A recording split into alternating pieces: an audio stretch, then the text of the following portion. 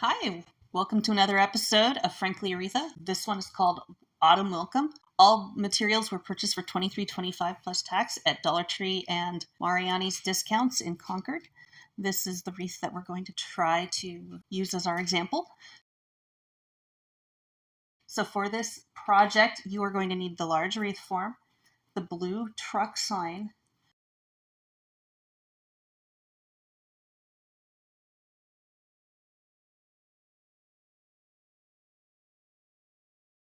two of the cream marigolds, four of the brown and cream colored leaves,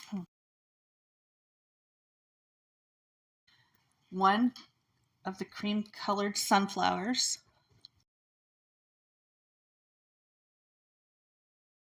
too many sunflowers, two silver dollars, two stems of the blue maple leaves just for fun, one package of the orange pumpkins on sticks that we'll trim, one package of decorative mesh, one package of orange mesh tube, three stems of these little gold stems. I got six of these stems.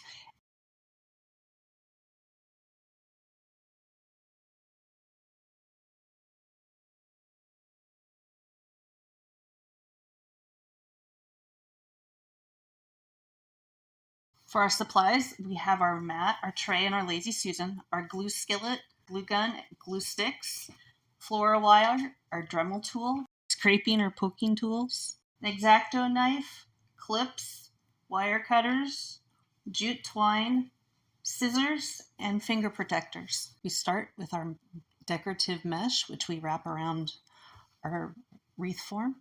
Using one clip, we can hold that in place while we wrap. We use glue gun to glue and put it down. On either side of the wreath form, we make a hole. We feed the jute twine from the top to the bottom of the wreath form and tie a double knot so that it stays in place. We poke the end of the jute twine through the mesh and we glue it. Next up is our sign. I have pre-drilled 4 extra holes. I cut about 6 inches of Flora wire and pre-fill it through the holes. I feed it from the top to the bottom of the wreath form and twist it slightly behind the sign. When I see that I like the placement, I tighten it. And as you see, it's a process of trial and error to make sure that I have that straight. Once I get it in place, I'm going to tighten it up. I will then bring out the glue gun and glue that in place. For this one, I wanted to make sure no one saw the edge of the mesh, so I'm going to glue just a single row of green leaves all the way around the inside and the outside of the wreath frame. Next up are sunflowers. We're going to spread them evenly around our sign. We're going to glue those in place. Then we will take our cream marigolds and couple 2 or 3 between each one of our flowers. We start with the mesh tube and we use our clips, and you see I have my finger protectors on because this is the step I burn myself on the most. And pro tip, remember you want to do maybe about 2 or 3, and then after the third one you want to make sure that you pull that clip off, otherwise it's going to get too hard to pull off. And as you can see, I did remember to do some fun little twists and loops in that mesh tube. I really wanted it to pop. I really like that metallic orange color.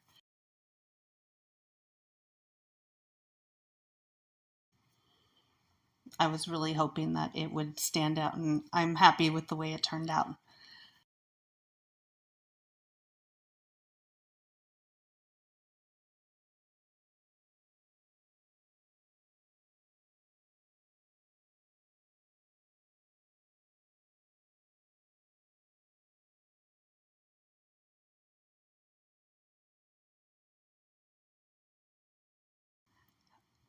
And then once I finish on the outside, I do the exact same thing on the inside. using the clips again, and this is a little more difficult because the sign's kind of in the way. Don't worry about where it's placed so much at this point. We will play with that a little bit later as we fill in more of our wreath. Once we get back to where we started, we'll do our last little loop, and then we will cut it and glue it in place. Okay, next up we start with our cream and brown colored maple leaves. We're going to put one on either side of at least the large sunflowers, and probably one in between each one of the marigolds. And as you can see, I kind of alternated colors so that all the browns weren't on the outside with the creams on the inside, or vice versa. It looks sort of evenly spread around. And I am just going to work my way around that way until I finish. Okay, next up I am going to attach my silver dollars, and with these I sort of evenly space them around, probably one around near each one of the large sunflowers. Again, I use my clips to hold them in place. Next up is the glitter pumpkins. I trimmed these so that each one is maybe about 3/4 of an inch long. I could maybe have even left them longer, and I put them where I want them to be. Next up was all of the random assortment of seeds, small sunflowers, wheat, and what looks like white baby's breath to me. And I'm kind of doing maybe not quite a full fluff, but I'm kind of looking to see where these are needed, and sort of making sure that they're evenly balanced. I don't want to see all of the things that are kind of long on one side, or all of them on the outside and none on the inside.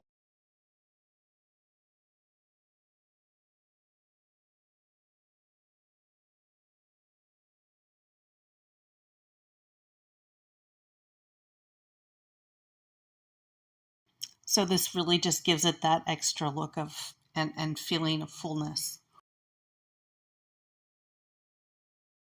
I do really just keep spinning it around and around. That Lazy Susan is not so lazy in my videos, this one in particular.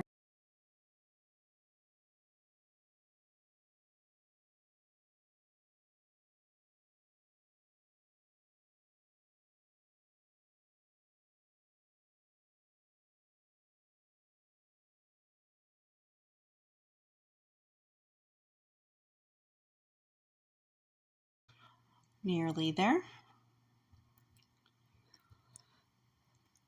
Okay.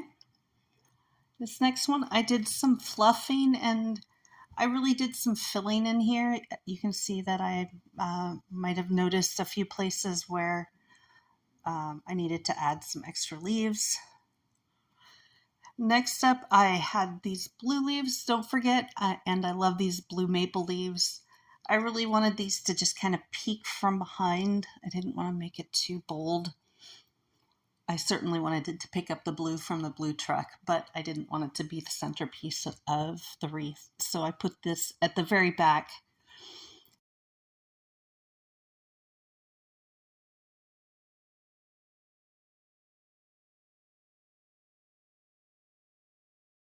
As we notice places where we can see things, maybe the mesh, maybe a place where there's a hole, we're going to use our gold flowers from Marini's Discounts. I trim those to a fairly short length here.